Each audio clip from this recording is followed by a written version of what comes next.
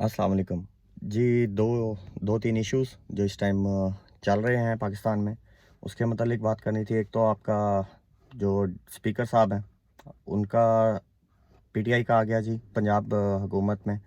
और दूसरा deputy speaker साहब के ख़िलाफ़ एज़ यूजुअल जो उम्मीद थी कि इनके ख़िलाफ़ तहरीक अदम एतमाद आएगी, वो भी कल कामयाब हो गई। पहले तो पूरी कौम को जी, ख़ास तौर पर पंजाब को एक और लोटा फ़ारग होने पे मुबारक। और एक बाकायदा एक जमात का जिसकी उस प्रोविंस में, उस सूबे में जिसकी ज़्यादा वोटर्स थे, जिसकी ज़्यादा जो है ना वो तादाद थी, उनका ही आ गया वो आ गए, स्पीकर साहब आ गए। अब दूसरा, जैसे कि डिप्टी स्पीकर जो हैं उसके लिए होने हैं, इलेक्शन होने हैं, वो इतवार का उम्मीद है कि इतवार को हैं। तो जैसे कि उसके खिलाफ अगर अदम एतमाद आ गई तो मतलब नेक्स्ट स्पीकर, डिप्टी स्पीकर के लिए वो वोट आ भी गए। तो एक लॉजिकली जो है ना वो डिप्टी स्पीकर भी पीटीआई का, और वो उम्मीद है कि youngest deputy speaker in history होंगे जो नेक्स्ट कैंडिडेट हैं पीटीआई के। और बाकी जो लोटा लोटा हुई और जो माशाल्लाह वेलकम हुआ, वार्म वेलकम हुआ जनाब दोस्त मज़ारी साहब का, उससे कई लोगों को इबरत पकड़नी चाहिए कि जब आप पावर में होते हैं, आपको झूठे सच्चे वादे किए जा रहे होते हैं कि जी आप रहेंगे, ये होगा वो होगा, अंजाम क्या होता है वो आपने देख लिया। बाकी जी 11 वोट, 11 जो मेंबर हैं उनके इस्तीफ़े कबूल हो गए कौमी असम्बली में। सर थे 130, उसमें से 11 किए, 129 जो है ना, 100 सॉरी 119 अभी भी हैं। तो फिर अगर करने थे सारे करते। तो ये 11 क्यों किए? 11 इसलिए कि तहरीक अदम एतमाद आएगी या इस तरह के काम आएँगे तो आप मैनेज कर लेंगे, वहाँ तक तो काम ही नहीं आना। तो अभी भी अगर ये अदम एतमाद लाते हैं तो इनको पूरे करने थे, पीटीआई को। अगर अदम एतमाद नहीं आती और वो सदर साहब कह देते हैं कि जनाब आप अपना एतमाद का वोट लें, तब उनको पूरे करने हैं। तो अभी भी बहुत सारे ऑप्शंस खुले हैं और पीटीआई इसके ज़िमनी इलेक्शनों में नहीं जाएगी। पंजाब में अब उनकी गवर्नमेंट आ गई है, तो गिराने के खान साहब के पास, इनको गिराने के अभी भी बहुत से तरीके हैं। अभी भी खान साहब अगर कॉल दे दें इसकी धरने की या एक जुलूस की, और एक जो है ना वो कॉल दे दें अवाम को बाहर निकलने की हुकूमत के ख़िलाफ़, तो किसी का मामा, चाचा, फूफा, प्यो, ताया कोई नहीं रोक सकता। और अब पंजाब में उनकी गवर्नमेंट है, लोग जो है ना वो काफ़ी जज्बाती हैं और वो चेंज चाहते हैं, जो उनका हक़ है। तो वो अगर हुआ तो वो सिर्फ़ कॉल ही दे दें एक जो है ना लोगों को कि जी बाहर निकलें, इस्लामाबाद जाएँगे, तो उम्मीद है कि कॉल से पहले-पहले ही, जाने की डेट से पहले-पहले ही ये घर को चले जाएँगे। तो ये आज में ज़िंदा है, खान साहब आगे का देख के चल रहे हैं। तो पीटीआई के वर्कर्स या पाकिस्तान के जो वर्कर्स हैं, जो गवर्नमेंट में चेंज चाहते हैं, उनको घबराने की या टेंशन लेने की ज़रूरत नहीं है। तो बहुत सारे अभी भी खान साहब के हाथ में है पत्ते। और जी दूसरी बात आ गई, जो फातमी साहब वाला केस चल रहा है, अमेरिका कहता है जी आए हैं पाकिस्तान के लेवल पे, ये कहते हैं नहीं आए।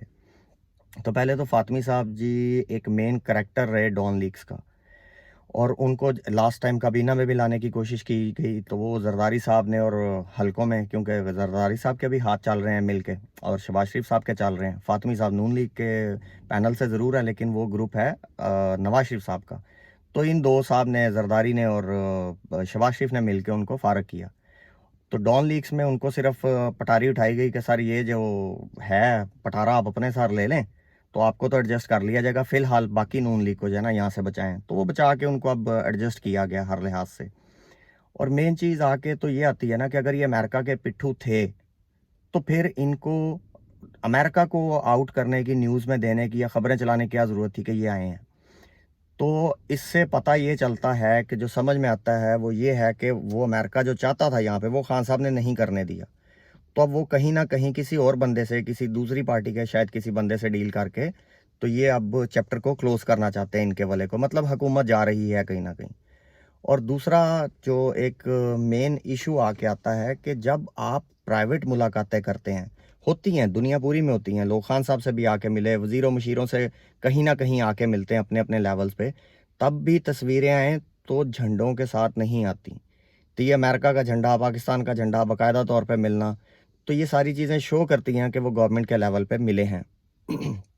सॉरी। और अगर गवर्नमेंट के लेवल पे मिले हैं, तो गवर्नमेंट क्यों नहीं मान रही?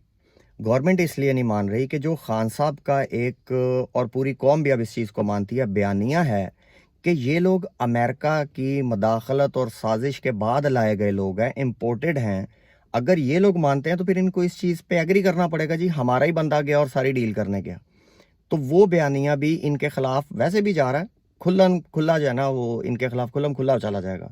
तो वो उससे बच रहे हैं, मतलब ये भी मानते हैं कि लोग इनको नहीं कबूल कर रहे इम्पोर्टेड होने की वजह से। मीडिया पे आके, टीवी पे आके ये जो मर्जी कहानियां सुनाते हैं, उसका कोई इतना फर्क किसी को नहीं पड़ रहा।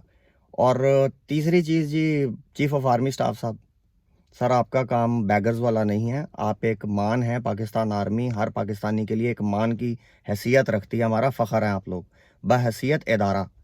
तो आप उस चीज़ को थोड़ा सा जो है ना, उसकी इज़्ज़त को मलहूज़े खातिर रखें, पाकिस्तान की इज़्ज़त को मलहूज़े खातिर रखें। अगर आपको ही मांगने पड़ रहे हैं, ये इस काबिल नहीं थे, तो खान आपको क्या तकलीफ़ दे रहा था? तो अब आपने भी अपने ज़ाती तौर पे आपने अपने आका से भी मांग के देख लिया, आपके किस्मत में पाकिस्तान के खिलाफ जाके सवाए इज्जत के तो कोई चीज़ नहीं है। अगर आप पाकिस्तान के साथ रहते हैं, लेकिन सवाए ज़िल्लत के और ख़वारी के कुछ नहीं है। अगर आप पाकिस्तान के ख़िलाफ़ और पाकिस्तान की पॉलिसी के ख़िलाफ़ जाएंगे, नुकसान खुदा न खास्ता देने की कोशिश करेंगे। और बाकी आप लोगों को, आवाम के लिए एक यही मैसेज है कि जैसा कि आपको हमारे चैनल से कहा जाता रहा है कि अगस्त का महीना बहुत इम्पोर्टेंट महीना है। पॉलिटिकल एक्टिविटीज़ पाकिस्तान में, पाकिस्तान के हवाले से बहुत ज़्यादा तेज़ होने जा रही हैं। तो किसी भी प्रोपेगेंडा का हिस्सा मत बनिएगा और अपने लीडर पे यकीन रखिएगा और पाकिस्तान पे यकीन रखिएगा। तो इंशाल्लाह ताला इस जुम्मे से जो कल गुज़रा, अगले जुम्मे तक बहुत सारी चीज़ें, अनबिलीवेबल चीज़ें भी हो सकती हैं, अनसर्टन भी हो सकती हैं। तो इंशाल्लाह ताला पाकिस्तान के हक़ में हो, अल्लाह से यही दुआ है।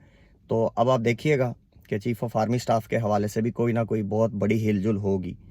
तो इंशाल्लाह अल्लाह पाक पाकिस्तान के हक़ में करे। और नेक्स्ट वीलॉग में आपसे बात करते हैं जी कि नून लीग के साथ जरदारी ने क्या किया, शीन लीग क्या करने, किस पोजीशन में जा रही है, और नवाज शरीफ साहब का वापस आना काफ़ी हद तक श्योर हो गया। और ये जो इलेक्शन हुए, जैसे कि हम कह रहे थे कि 200, 195, 200 के करीब होगा, वो कैसे नहीं हुआ, या पार्टीज़ ने कैसी कैसी चालें चली, वो इंशाल्लाह नेक्स्ट वीलॉग में हाजिर होते हैं आपकी खिदमत में। तब तक के लिए अपना बहुत सारा ख्याल रखें। पाक आर्मी जिंदाबाद, पाकिस्तान जिंदाबाद।